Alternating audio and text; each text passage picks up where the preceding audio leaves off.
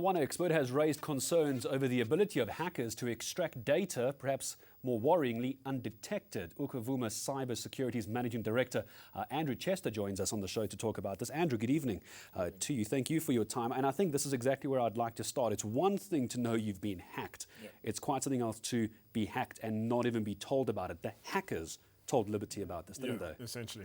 It's actually quite common, though. Most companies, well, I would say most, a majority of companies who are breached nowadays don't realize that they have been breached for quite a while until somebody knocks on the door and tells them, guys, we found your data sitting somewhere else.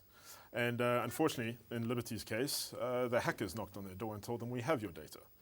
So it's quite a common trend in the industry.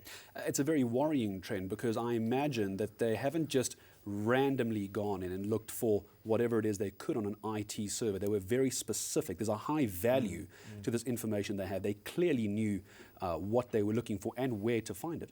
Yeah, so if they had, and I'm purely speculating right now, if they had time to sit on Liberty's infrastructure and actually look for data, it would have been pretty easy to find because they start imprinting what your infrastructure looks like, and they start knowing your infrastructure and your IT organization the same way that you do. They could go as far as impersonating users and also understanding exactly who works where, from where, when, and so on and so forth. So if they're financially backed, which most likely in this case they are, they'll go to a great length to understand exactly where your data is sitting, who has access to it, and how easy it can be obtained, and then how to get it out as well. So this isn't a bunch of teenagers sitting around a laptop on a Friday night with some hoodies? Most likely not. If it is, then it's even more worrying, but most likely not. What about encryption? I need to change my password on my laptop here at work almost on a weekly basis. Yeah. What about something like encryption? So encryption definitely would have helped.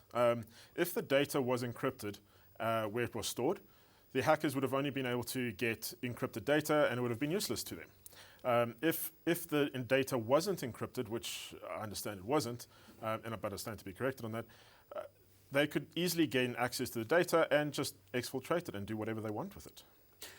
Is there any way to tell from the little bit we do know about this? Obviously, Liberty are not going to give us any more information than they absolutely have to. Is there a way to tell if this was an internal job or external? In other words, was it an inside job? Is there any telltale signs? There are telltale signs. Disgruntled employees, people with access to this kind of information can very well lead to these breaches and often do. However, it's more likely that it could have been a compromised employee or a compromised account that might have been used to access the data, for example. What do you mean by compromised? An account that has been hacked, or an account where the username and the password could have been stolen or guessed. A lot of hacking is guesswork. So we obviously can't state what or how the data was compromised, but if that was the case, it could have been through and it most likely is through a compromised account or a hacked account. But like I said, disgruntled employees definitely do lead to these kind of things, and there are other ways that the hack could have occurred, far more complex ways as well. When it comes to the responsibility of any organization that is storing people's personal information, I don't want to get into the POPI Act. I think most people know what the POPI Act is. It's one thing for a financial service provider to sell, for example, my cell phone number to a cold caller. I haven't allowed that. But when a company's been hacked and information's been taken that they were legitimately trying to protect, where do you think the responsibility sits on this, do you think? I think the responsibility, the majority of it sits on the company that has the data. In my mind, I want to ensure as a Liberty client that if Liberty has my personal information, they keep it secure. And I think that's one of the things that the POPI Act is after as well. And in Europe, there's the GDPR Act that's after that. But the onus is also on you, as in, where is your data? Who has your data? Don't publish your data online, for example. Don't put it on social media, although I think that's one of the things behind social media is to publish some personal information.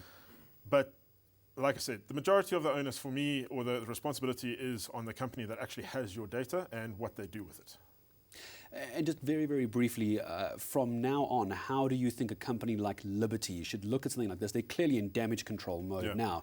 How do they prevent this from happening again? Because it certainly seems that if a hacker wants to get in, they will. Are financial service providers always going to be on the back foot? Final question. I don't think they always will be on the back foot if they apply some proactive security. For example, we use terms such as threat hunting, which basically just means proactively looking for threats within the organization, finding out where your sensitive data is, where your vulnerabilities are, and making sure that those vulnerabilities are either closed or monitored. One of the simple ways that Liberty could prevent this in future is making sure that the accounts or the access they have to that data that has been stolen or could be stolen in future are tightly monitored and controlled.